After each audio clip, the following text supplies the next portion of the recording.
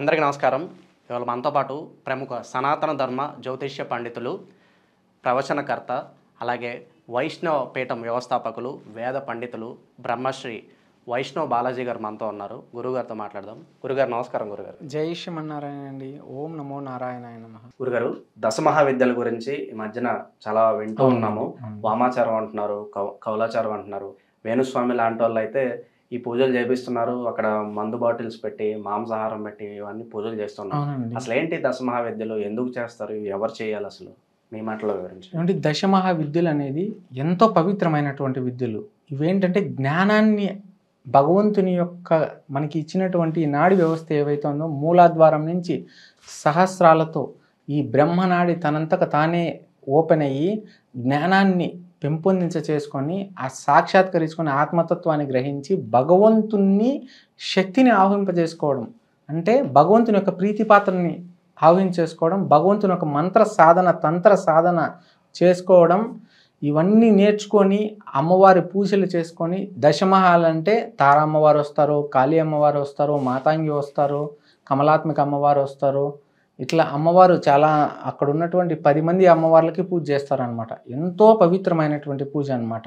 చిన్నమస్త అంట, ఇట్లా అమ్మవార్లు ఉన్నారు, బగలాముఖి అంట, చాలా పవర్ఫుల్ అయిన పూజలు అనమాట. శత్రువులపైన విజయం సాధించేటందుకు, తర్వాత వచ్చేసేసి ఆ సమాజంలో చెడు జరుగుతూ ఉంటే ఆ చెడుని ప్రాలదోలేటందుకు, కష్టాలలో ఉన్న వాళ్ళకి ఆదుకునేందుకు, కళ్ళు లేని వాళ్ళకి కళ్ళు తెప్పించేందుకు, కాళ్ళు లేని వాళ్ళకి కాళ్ళు తెప్పించేటందుకు, చెడిపోయిన వాళ్ళని బాగుపరిచేటందుకు, భూతప్రేత పిశాచాలు ఎవరైతే ఇబ్బంది పెట్టాయో అవన్నీ ఆ శక్తుల్ని పోగొట్టేటందుకు, చేతబడులు చెడు ప్రయోగాలు చేసినటువంటి వాళ్ళకి వాటి నుంచి విముక్తి కలిగించి వారి ప్రాణాలను నిలగొల్పేటందుకు ఈ తంత్ర విద్యలు అనేవి చేస్తారనమాట. దీంట్లో ముఖ్యంగా వచ్చేసేసేసి తాంత్రిక పరమైనటువంటిది వామాచారం ఉంది, కౌలాచారం ఉంది, ఇంకా 3-4 పద్ధతులు ఉంది.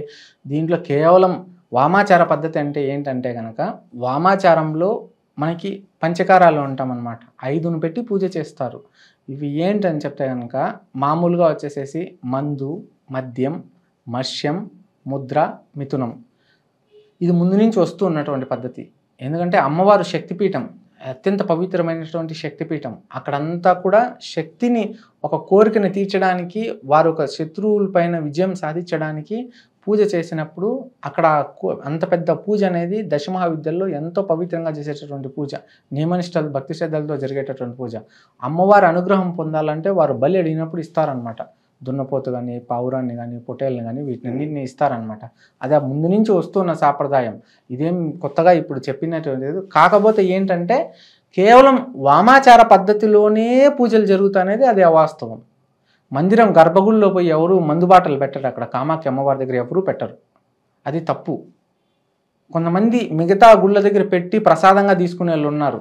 ఎందుకు, అమ్మవారు మాంసం తీసుకుంటారు కాబట్టి, అంటే అక్కడ బలులు జరుగుతాయి కాబట్టి, అమ్మవారికి ఆ బలిని సమర్పించే రక్తాన్ని దానంగా ఇస్తారు కాబట్టి, ఈ విధంగా చేస్తారు కాబట్టి మందుకి మద్యానికి లింక్ ఉందని చెప్పేసి అని చెప్తారు. కానీ ఇదనేది వీటిలో కొంచెం మంచి ఉంది, కొంచెం చెడు ఉందండి. కేవలం వామాచార పద్ధతిలో అమ్మవారిని కోరిన కోరికలు తీర్చుకోవడానికి, శత్రువులపైన విజయం సాధించడానికి, వారి జీవితంలో అనుకున్న గమ్యాన్ని వారు ఏ రంగంలో రాణిస్తున్నారో ఆ రంగంలో వారు ఎదుగుదల కోసము, వాళ్ళు పడుతున్నటువంటి కష్టానికి, కృషికి ఫలితం దొరకడం కోసము, అదేవిధంగా చెడు ప్రయోగాలు, దోషాల నుంచి బయటపడడానికి, భూతప్రేత పిశాచ పీడితాల నుంచి బయటపడడానికి, ఇటువంటి కొన్ని సందర్భాలలో, అదేవిధంగా స్త్రీలు సంతానలేమి సమస్యతో ఉన్నవారు సంతానం కలగడానికి కానీ, ఇట్లాంటి పెద్ద పెద్ద వాటి కోసము ఇప్పుడు సాధారణమైన పూజలు చాలు.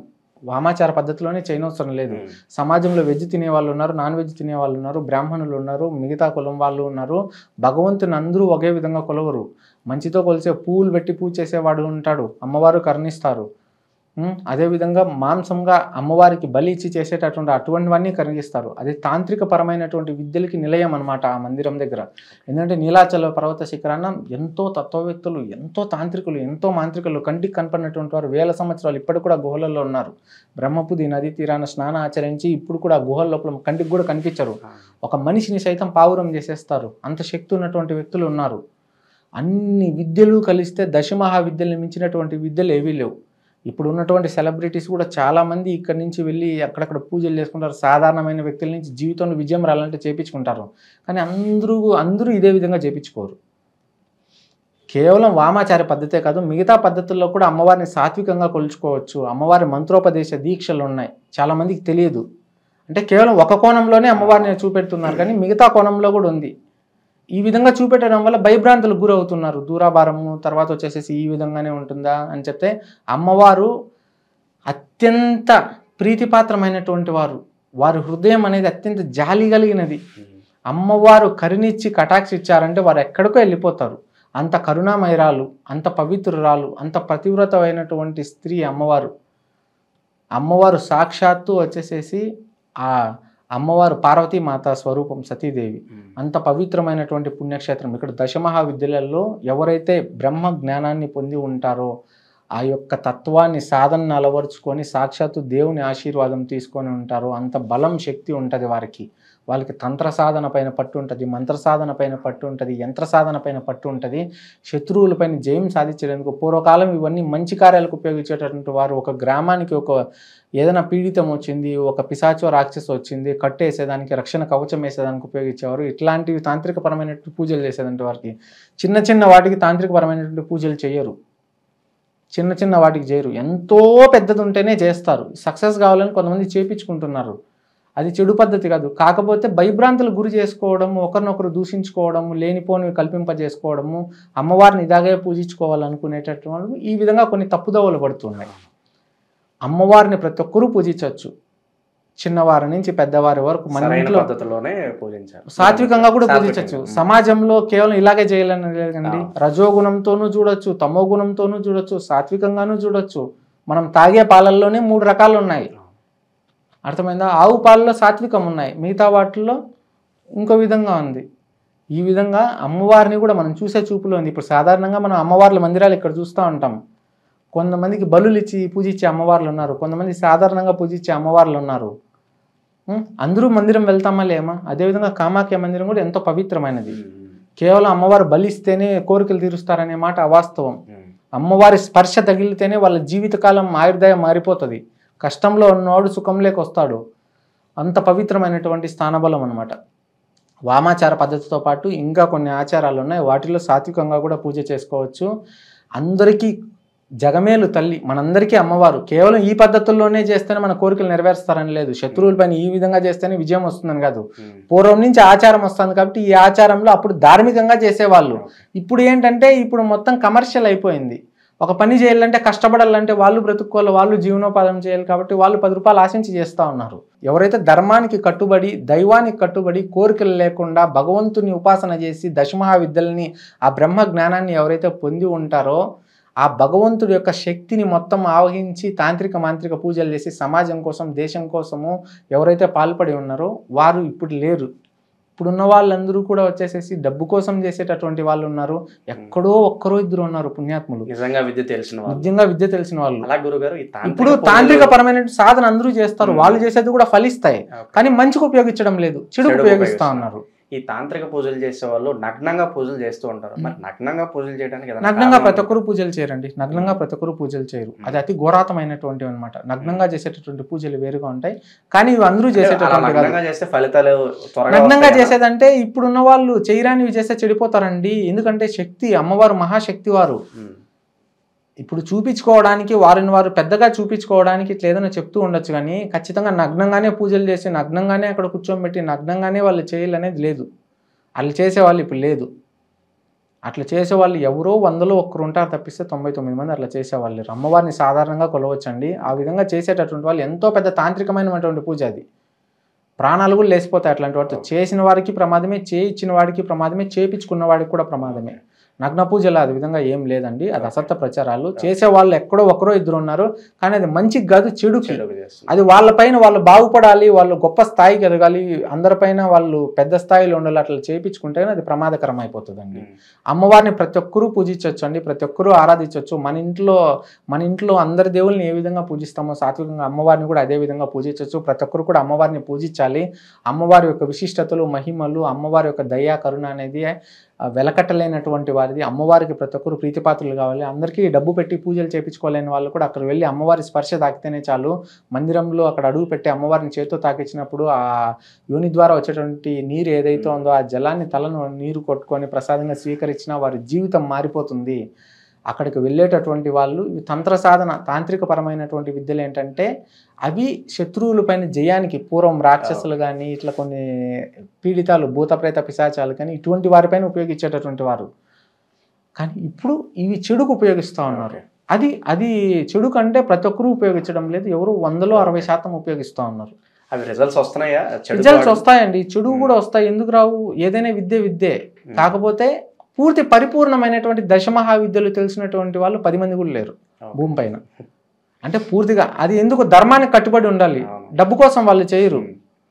వారు డబ్బు కోసం చేయాలంటే బ్రతకడానికి అందరికీ అవసరమే, దానికి కావాల్సిన వరకు తీసుకుంటారు. కానీ కోరికలు ఉండవు వాళ్ళకి శరీరంతో పని ఉండదు, తిండితో పని ఉండదు, ఆకలితో పని ఉండదు, నిద్రతో పని ఉండదు, ప్రాంతంతో పని ఉండదు. మొత్తం అంతా అమ్మ ధ్యానం చేస్తూ సాధన చేస్తూ ఉండిపోతారు. అంత పవిత్రులు ఎక్కడున్నారండి? ఎక్కడో 100కో కోటికో పుణ్యాత్ములు ఉన్నారు. అలాగే గురుగారు, దశమహాయజ్ఞం గురించి వింటూ ఉన్నాను. చాలా కోట్లు ఖర్చు పెట్టి చేసి చాలా మంది ప్రత్యేకత ఎందుకు అంత డబ్బు ఖర్చు పెట్టాలంటారు? వీటిల్లో దశమహావిద్యలో చాలా మంది మాతాంగి అమ్మవారికి చాలా మంది చేస్తారు, చిన్నమస్త అమ్మవారికి చాలా మంది చేస్తారు, బగలాముఖి అమ్మవారికి చేస్తారు, కామాఖ్య అమ్మవారికి చేస్తారు, తారా అమ్మవారికి చేస్తారు, తర్వాత వచ్చేసి త్రిపుర భైరవి అమ్మవారికి చేస్తుంటారు, కాళీ అమ్మవారికి చేస్తూ ఉంటారు. ఈ విధంగా వీళ్ళు కమలాత్మిక అమ్మవారికి చేస్తుంటారు. కోరికలు తీర్చుకోవడానికి, వారి యొక్క జీవిత కాలాన్ని పెంచుకోవడానికి, అనారోగ్య సమస్యల్ని పోగొట్టుకోవడానికి ఆ యజ్ఞం చేసుకుంటారు. ముఖ్యంగా శత్రువులపైన జయం చేకూర్చుకునేదానికి చేసుకుంటూ ఉంటారు. ఒక శత్రువు ఉన్నారు, వారిని దెబ్బ కొట్టాలి, వారిని ఎదగనివ్వకూడదు, నీ మీద వాళ్ళ ప్రభావం పడకూడదు అన్నప్పుడు ఆ పూజ చేసుకుంటూ ఉంటారు. అవి చాలా పవిత్రమైనది, ఎవరు పడితే వాళ్ళు చేసేది కాదు. ఇటువంటి పూజలు చేసేటప్పుడు ఏమాత్రం తప్పిదాలు జరిగినా కానీ వాళ్ళ ప్రాణాలు కూడా హరించిపోతాయి. చాలా పవిత్రంగా కేర్ఫుల్గా చేసేటటువంటి పూజలు. అది లక్షాంతర రూపాయల ఖర్చులు ఎందుకు చేస్తారంటే ఆ పూజ చేయడానికి అంత ఖర్చులు అవుతాయి. అంటే అంత శక్తిని అక్కడ ఆవహింపు చేయాలి. ఆ చేయని వాడికి ఆ డబ్బు ఇచ్చినా కూడా తప్పులేదు, ఎందుకంటే వాళ్ళ అంత పని అక్కడ జరుగుతుంది. ముడి సరుకు కావచ్చు, ఏదైనా అక్కడ ప్రతిదీ అది ఎంతో శక్తివంతమైన పూజ. వాటి రిజల్ట్ అనేది 100% లభిస్తుంది. ఎందుకంటే శక్తివంతులు దశమహాదేవతల్ని మనం అక్కడ పూజిస్తా ఉన్నాం. అందరూ కూడా వచ్చేసి విజయానికి కారకులే. ఒకరు శాంతమూర్తి ఉన్నారు, ఒకరు విజయమూర్తి ఉన్నారు, ఒకరు ఉగ్ర రూపంలో ఉన్నారు, ఒకరు సంతోషమాతగా ఉన్నారు. అంటే అన్నిటినీ ఆనందాన్ని అన్నిటినీ పెంపొందించే అమ్మవారి దయకి కరుణకు అనేది వారిని త్వరగా వారి శక్తిని ఆవహించాలనుకునేటప్పుడు ఈ యజ్ఞ రూపంలో చేస్తారు, బలులు ఇస్తారు. బలి ఇవ్వడం వేరు, యజ్ఞం చేయడం వేరు. రెండూ కలిపి చేసే వాళ్ళని ఒక్కొక్కరి పద్ధతులు ఒక్కొక్క విధంగా ఉంటాయి. సాత్వికంగా కూడా అమ్మవారిని పూజ చేయొచ్చు, అమ్మవారి దీక్ష తీసుకోవచ్చు, అమ్మవారిని సాధారణంగా కూడా శ్లోక స్తోత్రాలతో అమ్మవారిని మనం అన్ని దేవులను ఏ విధంగా కొలుచుకుంటామో ఆ విధంగా కొలుచుకోవచ్చు. భూలోకంలోని అతి పవిత్రమైనటువంటి శక్తిపీఠము. ప్రతి ఒక్కరూ కూడా కొన్ని అపోహలు ఉన్నాయి. యోని పూజ కోసం కొంతమందికి తెలియదు, తప్పుగా భావిస్తున్నారు. మనం తల్లి గర్భం నుంచి జన్మించినటువంటి వారు యోని రూపంలో మనం జన్మని తీసుకున్నాము. అమ్మవారు అక్కడ ప్రదర్శనే మనకి ఆ విధంగానే అమ్మవారు అక్కడ ఉన్నారు. మనకు ఆ విధంగానే అమ్మవారిని మనం దర్శించుకుంటాము. తప్పు కాదు, ఎంతో పవిత్రమైనది, ఎవరు దూషించకూడదు. వామాచార పద్ధతిలో ఈ విధంగా ఉన్నది. కానీ వామాచారంలో అతిపెద్ద కోరికలు తీర్చుకోవడానికి చేస్తారు. కానీ చిన్న కోరికలు ఇప్పుడు ఉన్నటువంటి మానవులకి అంత పెద్ద అవసరం లేదు. మిగతా విధంగా కూడా సాత్వికంగా కూడా చేసుకోవచ్చు. అమ్మవారిని ఈ విధంగానే కొలిస్తే అని లేదు, కానీ ఈ విధంగా కూడా కొలుచుకోవచ్చు అండి. ఎంతో పవిత్రమైనటువంటి పూజ. ప్రతి ఒక్కరు కూడా కామాఖ్య అమ్మవారిని దర్శించాలి. కాకపోతే ఇక్కడ ఒక విషయం చెప్పాలండి, వేణుస్వామి గారి కోసం చాలా మంది అంటూ ఉన్నారు, తెలుగులో ఆయనేనండి కామాఖ్య అమ్మ మందిరం కోసం తెలుగులో ఆయనే వచ్చేసేసి ప్రచురింపబడ్డారు. ఒక్కొక్కరు ఒక్క విధానంగా చేస్తారు. ఇప్పుడు అందరూ కూడా వచ్చేసేసి కొంతమంది గంభీరంగా మాట్లాడతారు, కొంతమంది సాధనంగా మాట్లాడతారు, కొంతమంది కోపంతోనే మాట్లాడతారు, కొంతమంది ప్రేమగా మాట్లాడతారు. ఒక్కొక్కరి తత్వం ఒక్కొక్కలా ఉంటుంది. ఆయనకి ఇలాంటి పూజలు చేయడానికి అర్హత ఉందంటారా? అవన్నీ విద్య తెలుసు అంటారా? ఏమండి, ఒక విషయం చెప్తా ఉన్నాను, భగవంతుని ఎవరైనా పూజించవచ్చండి. విద్య తెలిసిన వాళ్ళు పూజించవచ్చు, విద్య తెలియని వాళ్ళు పూజించవచ్చు. ఏమీ లేకుండా ఎవరు ఒక స్థాయికి చేరుకోలేరండి. అమ్మవారి దయ కరుణ ఉంటేనే, అమ్మవారి ఆశీర్వాదం ఉంటేనే అక్కడికి వెళ్తారు. వారు చెప్పే విధానం అనేది అందరూ కూడా నెగిటివ్గా తీసుకుంటున్నారు. అక్కడ ఆ పద్ధతి ఉంది, ఇప్పుడు చేస్తా ఉన్నారు. ఆయన చేసే పద్ధతులు ఏవైతే ఉన్నాయో ఆ పద్ధతి ఇప్పుడు 4 విధాల పూజలు ఉంది. ఆయన ఒక పద్ధతిలో పూజ చేపిస్తా ఉన్నారు, త్వరగా ఫలితాలు వస్తాయని. ఇంకా 3 పద్ధతులు ఉన్నాయి. జనాలు వీటినన్నీ ట్రోల్ చేసుకునేసి ఆ వ్యక్తి కోసం కూడా చెడుగా మాట్లాడుతున్నారు. అంటే మంచి చేసే వాళ్ళు ఉన్నారు, చెడు చేసే వాళ్ళు ఉన్నారు. అట్లని చెప్పి ఒక వ్యక్తిని మనం పాయింట్అవుట్ చేసి ఒక వ్యక్తిని తక్కువగా మనం డిగ్రేడ్ చేసి మాట్లాడలేం. ఒక్కొక్కరికి ఒక్కొక్క శక్తి సామర్థ్యం ఉంటుంది, ఒక్కొక్కరికి ఒక్కొక్క బలహీనతలు ఉంటాయి. అతను చేసేటటువంటి దేవత కోసం తను ప్రచురం చేశాడు, ఆ విషయంలో తనని అభినందించాలండి. అమ్మవారి కోసం తన నుంచే చాలా మందికి కామాఖ్య అమ్మవారి కోసం తెలుగులో తెలియజేయడం ఉంది, తన పరిచయం చేశారు. చాలా పూజలు జరుగుతూ ఉన్నాయి. ఈ వామాచారమే కాకుండా మిగతా ఆచారాల్లో కూడా అమ్మవారిని కొలుసుకోవచ్చు. కేవలం మందు మాంసంతోనే కాకుండా మిగతా వాటిల్లో కూడా అమ్మవారిని కొలుసుకోవచ్చు. తను చేసేటటువంటి పద్ధతి ఆ విధంగా అంటే త్వరగా రిజల్ట్ రావాలని చెప్పేసి అని తాంత్రికపరమైనటువంటి మాంత్రికపరమైనటువంటి యాంత్రికపరమైనటువంటి పూజా విధానాల్లో వాళ్ళు ఆ విధంగా ఆచరిస్తారు కాబట్టి తను ఆ విధంగా చెప్పారు. తన తప్పు తన దోషం లేదండి. తను ఆ విధంగా కొలుస్తారు. అమ్మవారిని మనం సాధారణంగానే గంగమ్మకి మనం బలి ఇస్తాం కదండి. అమ్మవారికి పొటేలు ఇచ్చి బలి ఇచ్చేవాడు ఉంటాడు. గుడిలోకి పోయేసేసి హుండీలో మొక్కుబడి చెల్లిచ్చేసేసేసి కాసంత ధనం ఇచ్చేవాడు ఉంటాడు. అమ్మవారి పైన అన్నదానం చేపించేవాడు ఉంటాడు. కొంతమంది ఏమి ఇయలేని వాళ్ళు అమ్మవారి కోసం భజన చేసేవాళ్ళు ఉంటారు, పాటలు పాడేవాళ్ళు ఉంటారు, నృత్యాలు చేసేవాళ్ళు ఉంటారు. ఇట్లా ఒక్కొక్కరు పూజా విధానం భక్తి ఒక్కొక్కలాగా చాటుకుంటారు. ఒక్కొక్కరు ఒక్కొక్క విధానం కొలుస్తారు అనమాట. అట్లా అమ్మవారికి కూడా అనేక విధాల రూపంలో ఉన్నాయి. అదే అండి. ఓకే, దశమహావిద్యల గురించి అలాగే కామాఖ్య ఆలయం గురించి ఎన్నో విశేషాలు మాకు తెలియజేశారు గురుగారు. ధన్యవాదాలు. ఓం కామాఖ్య దేవియే నమః. జై శ్రీమన్నారాయణ.